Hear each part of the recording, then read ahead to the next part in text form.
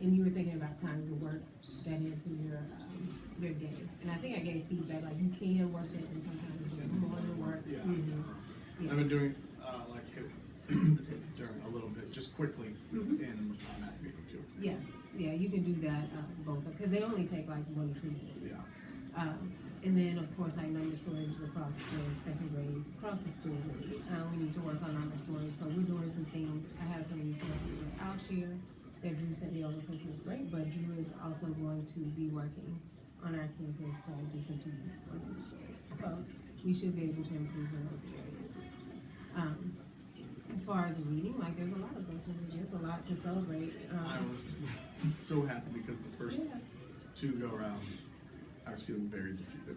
I was feeling like, Well, what do you think? So I like pointed out that like accuracy, rate, and fluency, like things that you were worried about, have improved dramatically, especially for the higher levels.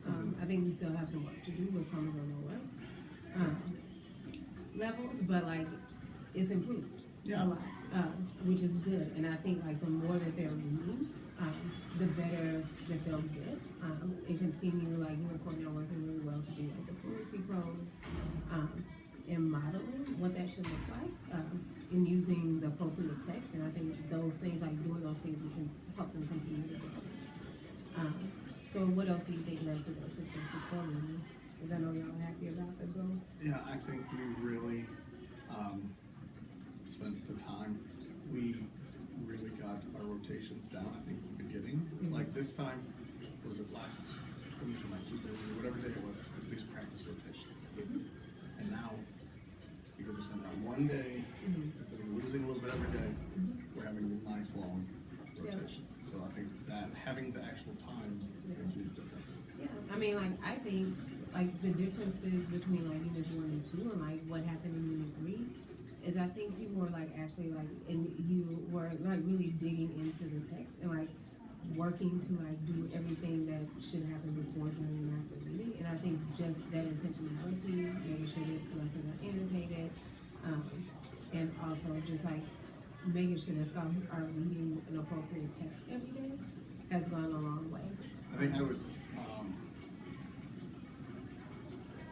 I thought they were supposed to be reading higher than what they were.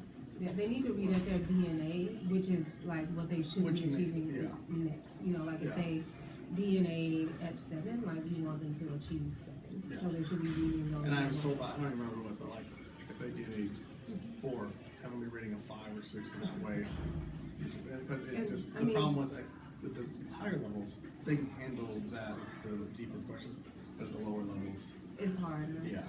And So, I think the books getting change a them lot. on- Like there's some, Oh. there's some dramatic changes in between some of the books. Yeah. So definitely for like the higher levels, you may be able to like go back and forth a little bit depending on the text. But for the lower levels, try to stick Yeah, within and that, that was one that thing DNA. yeah. Because you have to work on those specific things and just making sure that the books you pick have a features Align with based that. on what the Yeah. data says. So areas to improve that I want to focus on today is a comprehension. That, yeah. Across the board, that's the thing that's holding a lot of scholars back, high, low, and. So what specifically did you see in your data that led you to believe that comprehension is like something that they need to do? Going just through where the DNA, what I do is I go through the analyze thing DNA, look at each individual's wall, and I want to say almost everybody in Ambiance is either written or oral comprehension or retail. Yeah. And that seemed to be just. It was carried on across the through. board, yeah, and I have your classes, so if you ever wanna go in, if you have this component analysis by step level. That's one thing, like, I know it's like kinda difficult, and I can like, but this is like one quick, easy way, to go through here, component analysis, that one. yeah, by step level, and then like you have your class up, and then if you click, so I wanna focus on like DNA 7 today, for this meeting, and like if you look at DNA 7, So I click on step 7, component analysis. and then you can see where the red is, the difference. like Silent comprehension. silent comprehension, is where they miss the question. So Okay. I basically. didn't even notice that. I've been going through each individual. Yeah, so this is the easy way. So That's what I've been and then doing. you can see the scholars And here. then social media there. Okay. And then you click on it, you can actually look at the test and answers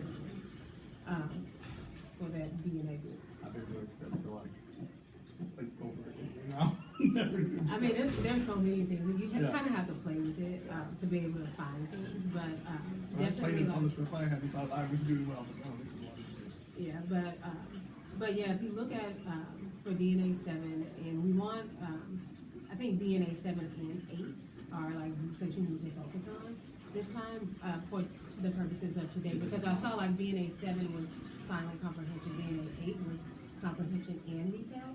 So I think if we like focus on comprehension first, which is what we're gonna focus on in today's meeting, that can help with 7 and 8, and then like as the weeks progress and get more feedback, we'll also like work to retail. But I think like if they start getting the comprehension questions correctly, then it's gonna help them to be able to do a more effective retail. Because a retail is a little bit harder, like you have to use a mini It's a higher parcel level. book. Yeah. So it's like a higher level thinking,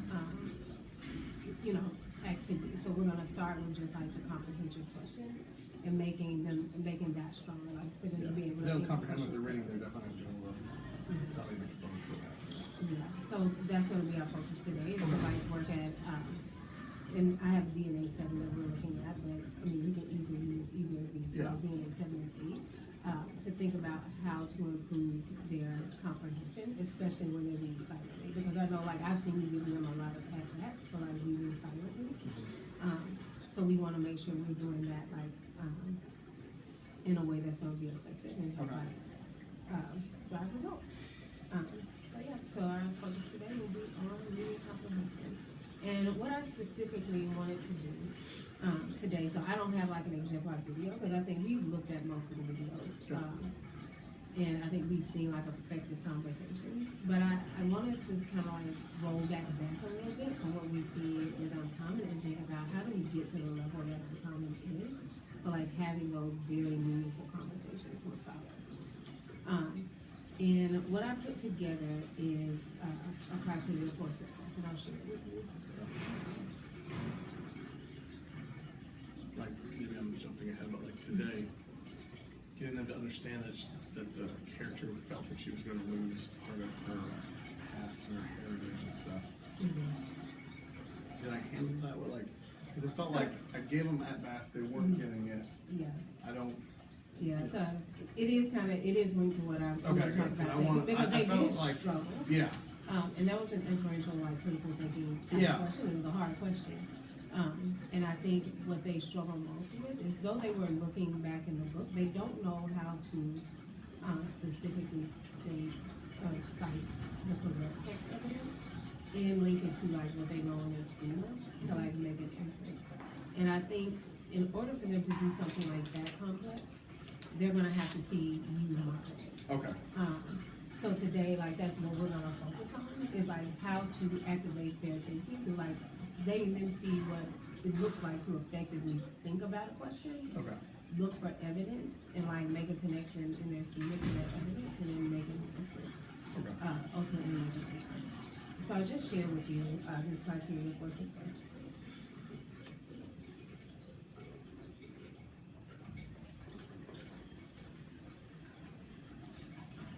And as you're reading through it, what I want you to think about is how do we prep them to be able to answer?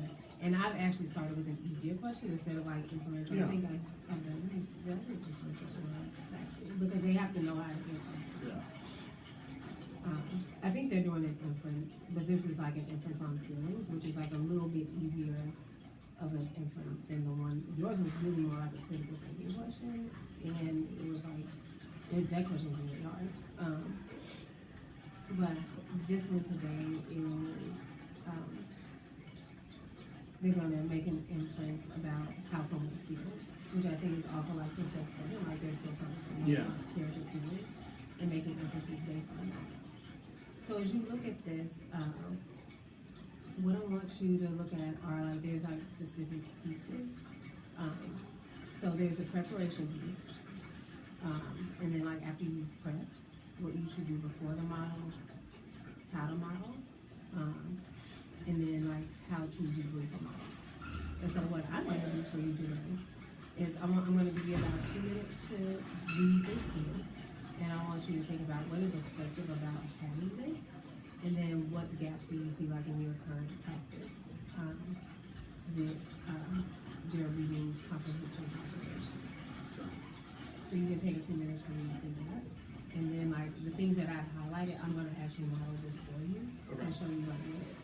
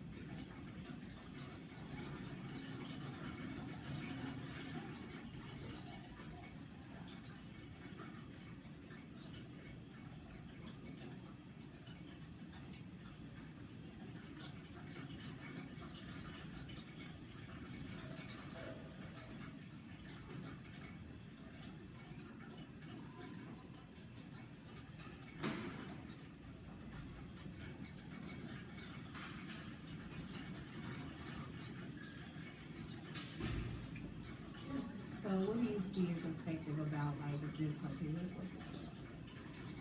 That it walks them through how they should be thinking, how they can get deeper thought. They're pretty good factual, but giving them like today, dig deeper, something critical. And how am I getting them to dig deeper and think more critically like through this? You're thinking aloud, saying, walking them through the process of how you're getting to the answer to the question. You're not just saying, oh, well, he's just, oh my goodness, it's a pig, he cried out. He must be scared. So, you know what I mean? Like you're walking through, like, why. And you're not just saying the personal experience, you're using text evidence, which I think a lot of times they rely heavily on personal experience. Which personal experience is it's valid. Very valid, yeah. But they always need to have they need to balance the two, especially at steps 7 and 8. They need to balance concrete, textual evidence. And more of their scheme is more of supportive of that, and then in here, I said they're gonna think about the words, so they need to start really looking at quotes, because they're not, the text doesn't specifically say how they